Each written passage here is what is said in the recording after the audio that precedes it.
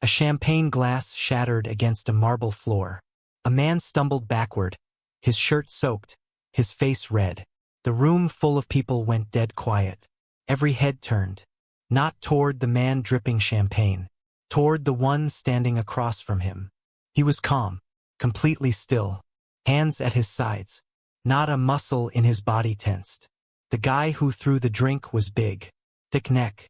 Broad shoulders. The kind of guy who was used to being the biggest person in any room. He stepped forward, chest puffed, finger jabbing the air. But the man he was pointing at didn't flinch, didn't blink. Because the man standing there, perfectly still, was Steven Seagal. 6-time world martial arts champion. A man who had knocked out fighters twice this guy's size. What happened in the next 30 seconds changed every person in that room. Stay with me on this one. Now let me take you back about 2 hours. Because what happened at that party didn't start with a champagne glass. It started the moment Steven Seagal walked through the front door. The party was at a producer's mansion up in the hills. One of those places with too many rooms and not enough reasons for them. The kind of house where everything is white and nobody sits down because the furniture costs more than most people's cars. Hollywood people. Music people.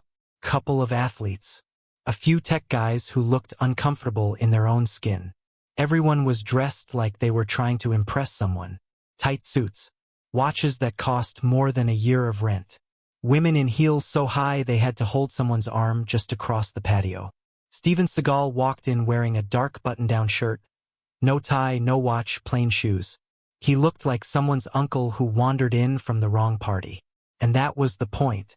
Steven Seagal never tried to look like anything. He didn't need to. Now here's the thing about Steven Seagal.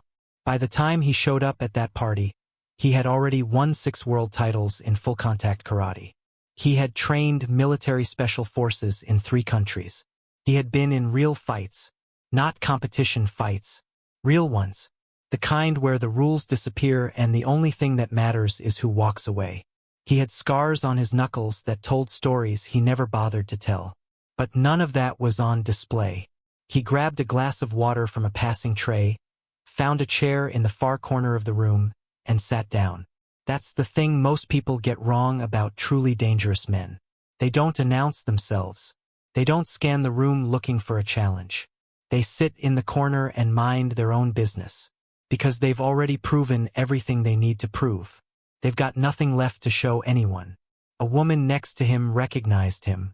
She leaned over to the man beside her and whispered something. The man's eyebrows went up. He looked at Steven Seagal, then looked away quickly, the way you look away from the sun. Word moved through that side of the room like a low current. A few nods. A couple of quiet glances. Nobody approached him. Nobody needed to.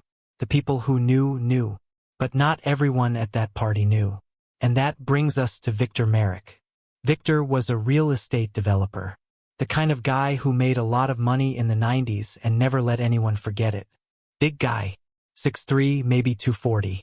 He played football in college, talked about it constantly, and still carried himself like he was walking onto a field.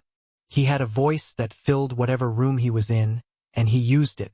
Every conversation Victor was part of became his conversation. Every story became his story. He interrupted people. He talked over women. He laughed too loud at his own jokes. And nobody ever stopped him. Because Victor was rich, and rich buys a lot of patience. That night, Victor was in rare form. 3 drinks in, he was already the loudest person at the party. He had a circle of people around him. Some of them were laughing because his jokes were funny. Most of them were laughing because they wanted something from him. Victor loved that. He fed on it. But here's what got under Victor's skin. He noticed something. People on the other side of the room kept glancing toward the corner. Toward the quiet guy in the plain shirt. Victor couldn't figure it out. Who was this guy? Why were people paying attention to someone who wasn't even talking? Victor asked someone near him. The guy shrugged. Didn't know. Victor asked someone else. She said she thought he was some kind of athlete. That answer didn't help. Because in Victor's mind, the only athlete worth paying attention to in any room was the one who played real football. Not some guy sitting in a corner drinking water. So Victor did what Victor always did when someone else was getting attention he thought belonged to him. He decided to fix it. He didn't walk over right away. He watched. He waited for a moment. And then, when enough people were within earshot, he started. It began with a comment, loud enough for the room to hear, aimed at Steven Seagal. And believe me, that was the beginning of the worst night of Victor Marek's life. "Hey, corner guy." Victor's voice cut across the room like a car horn. A few heads turned. Steven Seagal looked up from his water. His expression didn't change. He just looked at Victor the way you'd look at a dog barking across the street. Acknowledgement. Nothing more. Victor grinned. He had the room's attention now. That was all he ever wanted. "You've been sitting there all night like you're waiting for a bus," Victor said. He got a few laughs. Not big ones. Nervous ones. The kind of laughs people give when they're not sure where something is going but they don't want to be on the wrong side of it. Steven Seagal didn't respond. He took a sip of his water and set the glass down on the side table next to him. Calm. Unbothered. Like Victor was a television playing in the background.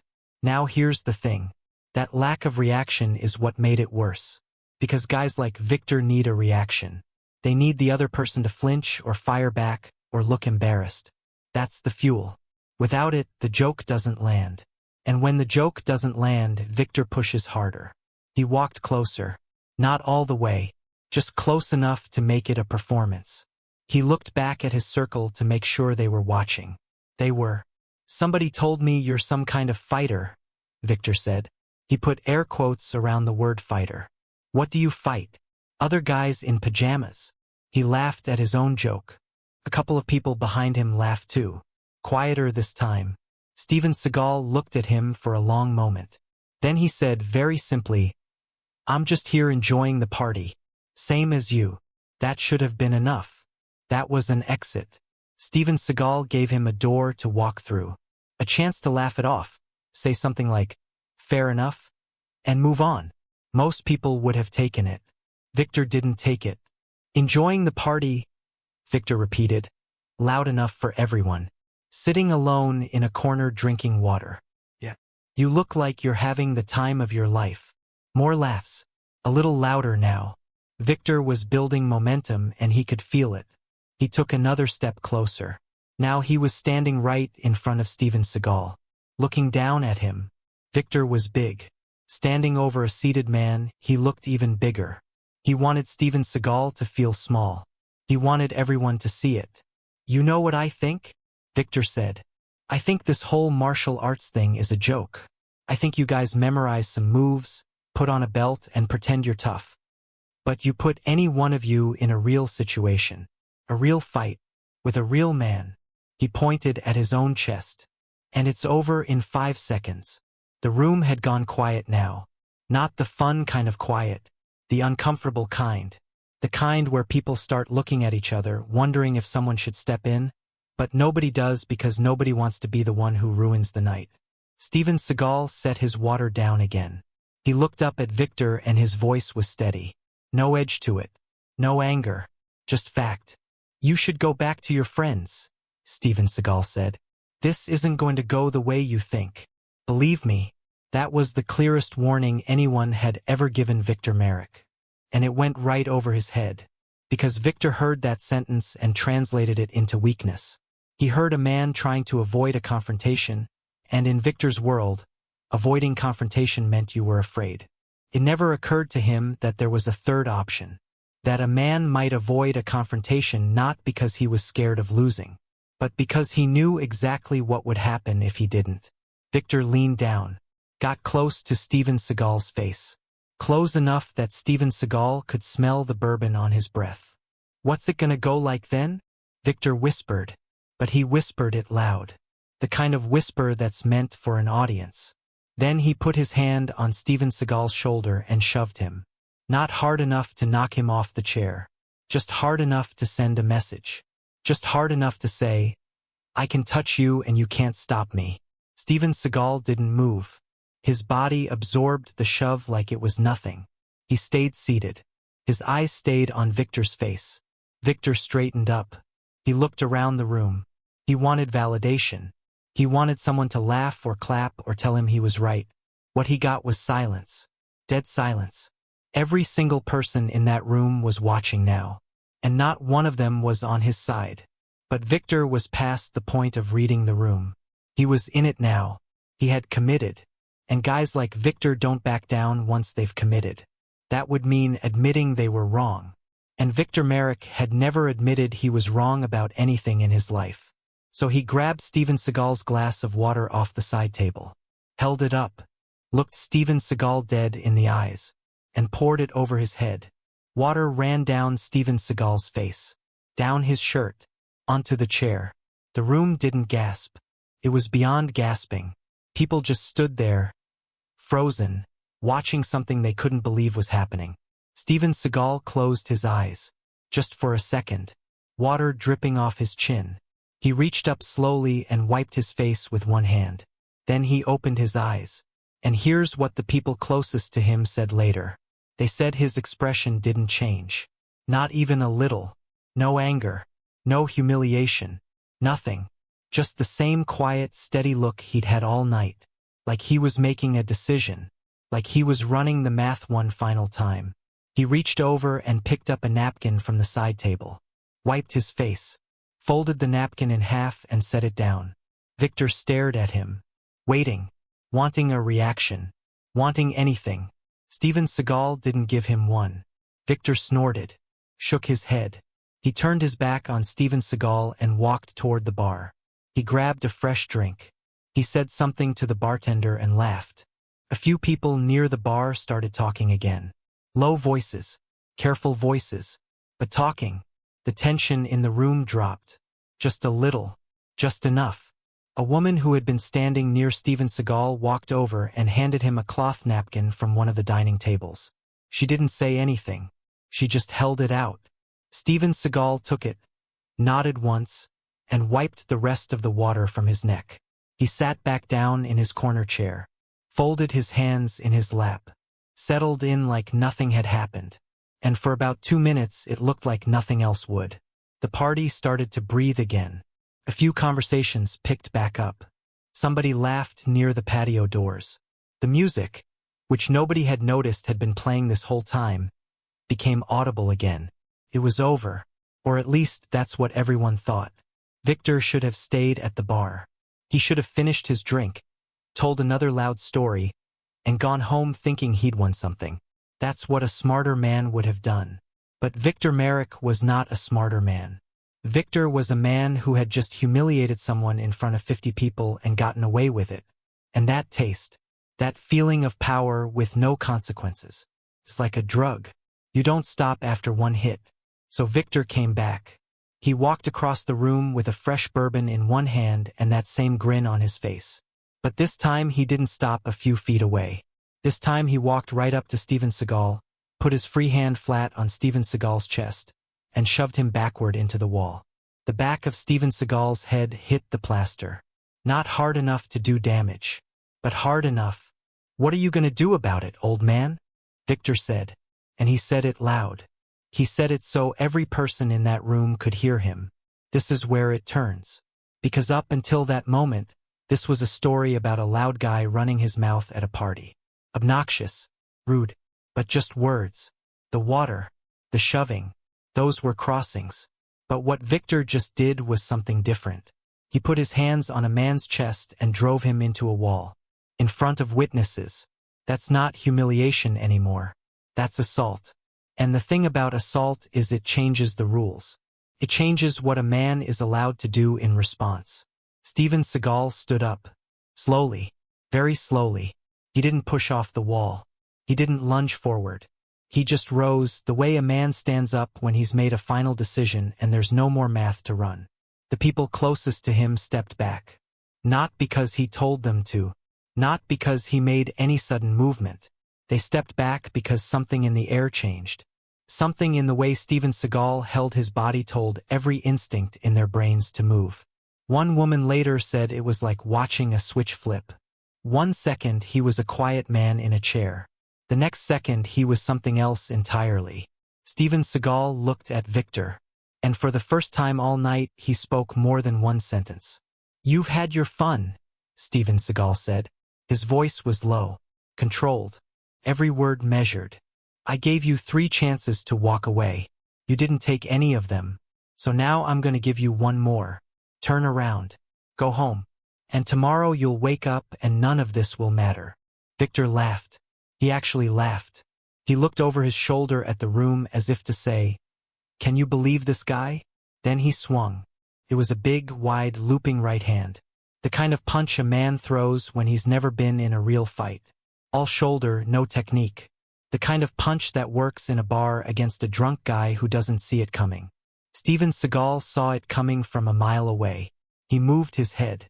Just slightly. The fist sailed past his ear. And then Steven Seagal did something no one in that room expected. He didn't hit Victor back. He didn't throw a punch, a kick, or an elbow. What he did was worse. He grabbed Victor's wrist as it went past, stepped to the side, and twisted. One smooth motion. No wasted energy. Victor's arm locked straight, and Steven Seagal applied pressure to the elbow joint. The physics of it were simple. The human elbow bends one way. Steven Seagal was bending it the other way. Not enough to break it, just enough to make Victor's knees buckle. Victor screamed. A real scream. Not the tough guy yell he'd been doing all night. A high-pitched, panicked sound that came from somewhere deep in his chest. He dropped to his knees on the marble floor. His bourbon glass hit the ground and rolled away without breaking. Steven Seagal held him there. One hand on Victor's wrist. One hand controlling the elbow. Standing over him the way a parent stands over a child who just threw a tantrum. Calm. Patient. Absolutely in control. The room was silent. Not a single voice. Not a cough. Not a glass clinking. 50 people standing in a mansion, and you could have heard a pin drop on carpet. If you're with me so far, do me a favor and hit that subscribe button. Trust me, you want to hear what happened next, because it wasn't over. 2 men from Victor's circle moved forward. They weren't fighters. You could tell by the way they moved. Stiff, uncertain, but they were big, and they were loyal, and their friend was on his knees screaming. So they did what they thought they had to do. The first one reached for Steven Seagal's shoulder. Steven Seagal released Victor's wrist just long enough to redirect the man's arm, step behind him, and sweep his legs. The guy went down hard on his back. The wind left his body with a sound the whole room heard. The second one hesitated. That hesitation cost him. Steven Seagal caught his reaching hand, turned it palm up, and applied pressure to the wrist. The man bent sideways, off balance, and Steven Seagal guided him down to one knee with 0 effort. He held both men in place for exactly 2 seconds, then let go. They didn't get back up. Not because they were injured, because they understood. In 2 seconds, without throwing a single strike, Steven Seagal had put 3 men on the ground. 3. And he hadn't even broken a sweat. His breathing hadn't changed. His shirt wasn't wrinkled. He looked exactly the same as he had when he was sitting in that corner chair drinking water. Victor was still on his knees, holding his elbow, his face twisted up in pain and something else. Something worse than pain. Recognition. The slow, awful understanding that he had picked the wrong man. That he had been picking the wrong man all night. And that every single person in this room had just watched him find out. Steven Seagal stepped back. He straightened his shirt. He looked at Victor on the ground, then at the 2 men beside him. And he didn't say a word. Not one word. He just stood there, breathing normally, hands at his sides, and waited. The host of the party was a producer named Gerald Ashworth. Mid-60s, silver hair. The kind of man who had seen everything Hollywood could throw at a person and still kept his composure. But even Gerald looked shaken as he crossed the room toward the scene. He didn't go to Victor first. He went to Steven Seagal. "Mr. Seagal," Gerald said. And the way he said it, the respect in his voice, that told the room everything it needed to know. Gerald knew exactly who Steven Seagal was. He had probably known all night. "I'm sorry this happened in my home. Are you all right?" Steven Seagal nodded once. "I'm fine." Gerald turned to Victor, who was still on the floor, now sitting with his back against the base of a couch, cradling his arm. His two friends had pulled themselves up and were standing a few feet behind him, neither one making eye contact with anyone. "Victor," Gerald said. His voice was calm but final. The voice of a man who had fired people, ended deals, and closed doors for 40 years. "You need to leave." Victor's face went through about 4 expressions in 2 seconds. Pain, anger, embarrassment, and then the worst one, defiance. Because even now, even sitting on the floor of a party where he had just been put on his knees in front of 50 people, Victor Merrick could not stop being Victor Merrick. "This guy assaulted me," Victor said. His voice was loud but shaky. He pointed at Steven Seagal with his good arm. "You all saw it. He grabbed me. I'm calling my lawyer. I'm calling the police. This is assault." Nobody moved. Nobody backed him up. The room just stared at him the way you stare at someone who doesn't understand what just happened to them. Gerald didn't raise his voice. "Victor, you put your hands on a guest in my home. Multiple times. 50 people watched you do it. You threw water on him. You shoved him into a wall. And then you threw a punch." He paused. "So I'd think very carefully about who you want to call right now." Victor opened his mouth, closed it, opened it again. Nothing came out. For maybe the first time in his adult life, Victor Merrick had no words. The machine that had always run. The loud, confident, room-filling engine of his personality. It had stalled, and it wasn't coming back online. That's when it happened. The moment that turned this from an incident into a story people would tell for years. A man walked over from the far side of the room.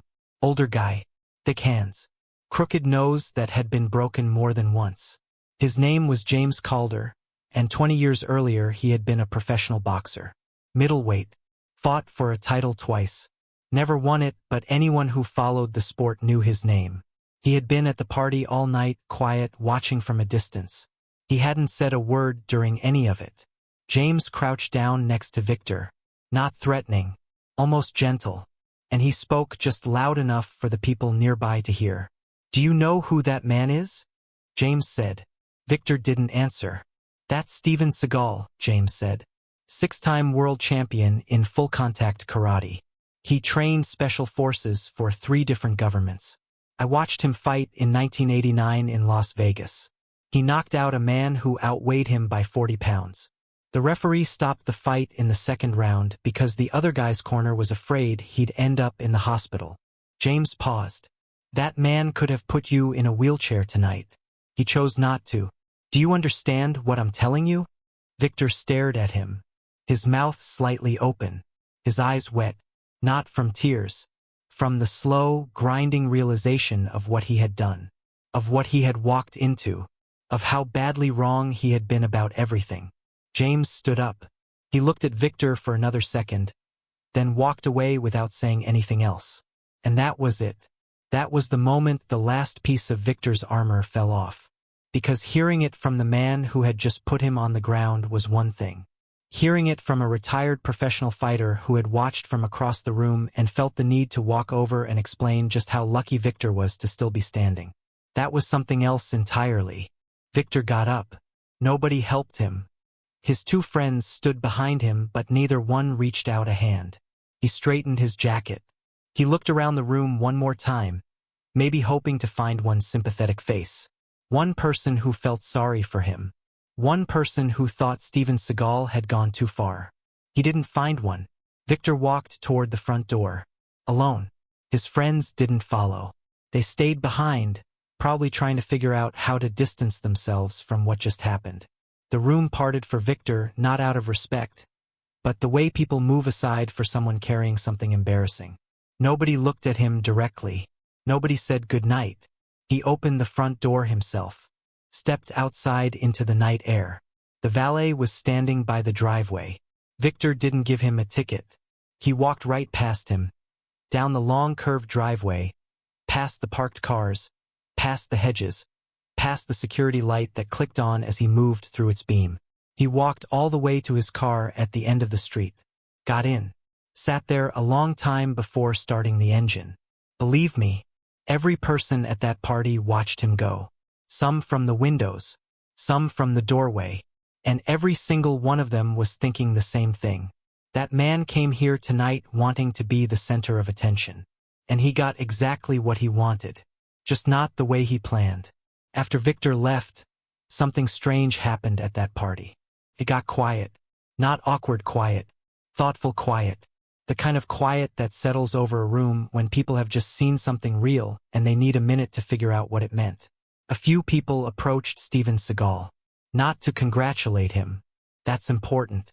Nobody walked up and said, "That was awesome." Or, "You showed him."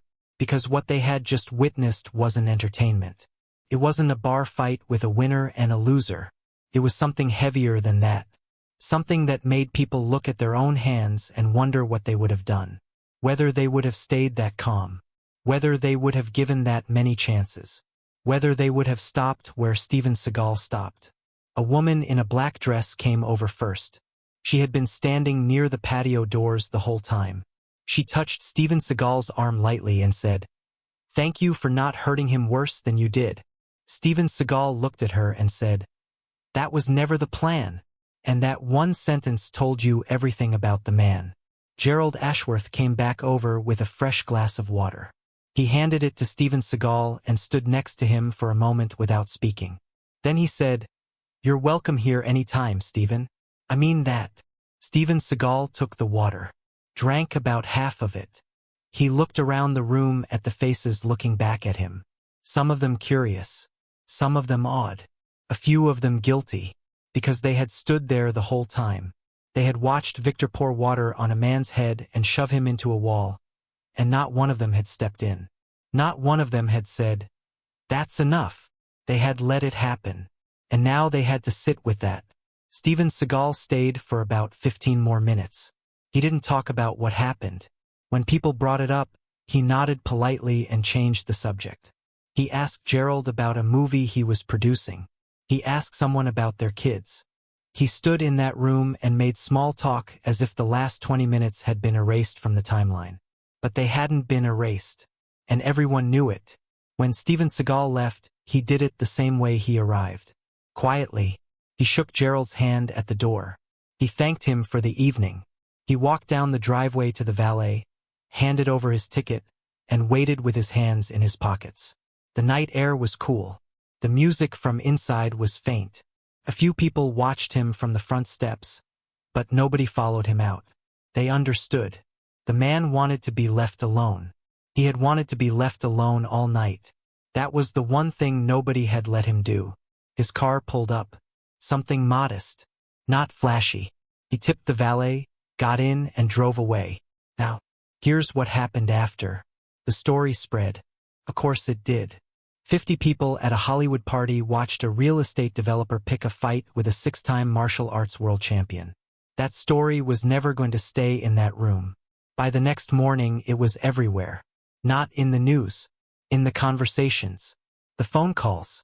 The texts. The lunches. Hollywood runs on stories. And this one had everything. A bully. A quiet hero. A moment of perfect, controlled justice. And here's the part that matters. The part that turned this from a party story into something bigger. Nobody talked about the fight. When people told this story, and they told it a lot, they didn't focus on the joint lock. They didn't focus on the 2 guys Steven Seagal put on the ground. They didn't talk about the speed or the technique or the precision. They talked about the restraint. They talked about the 3 chances. They talked about a man who had every reason and every ability to destroy someone who was disrespecting him. And chose not to. That's what stuck. Not the power. The control. Victor Marek's reputation never recovered. Not because of a single night, but because that single night revealed something that had always been true. That his confidence was volume. That his strength was just size. That when he came up against someone who had real power, real discipline, real composure, he folded like a chair. People had always suspected it. Now they had proof. And proof is something you can't talk your way out of. No matter how loud your voice is. Steven Seagal went back to his life. He didn't do interviews about it. He didn't post about it. He didn't bring it up at dinner. Someone asked him about it a few weeks later at a gym where he trained, and all he said was, "The man was having a bad night. I hope he's doing better. That was it.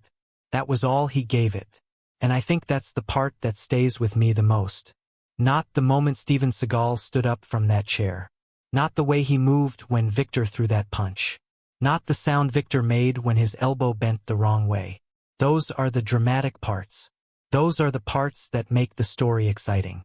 But the part that makes the story matter is simpler than that. It's a man sitting in a corner at a party, drinking water, minding his own business. A man who had nothing to prove to anyone. A man who gave every chance he could before doing what he knew how to do. And when it was over, he wiped his hands, straightened his shirt, and went home. A champagne glass shattered against a marble floor. That's how this story started. But that's not what the story was about. It was never about the glass. It was about the man who didn't break.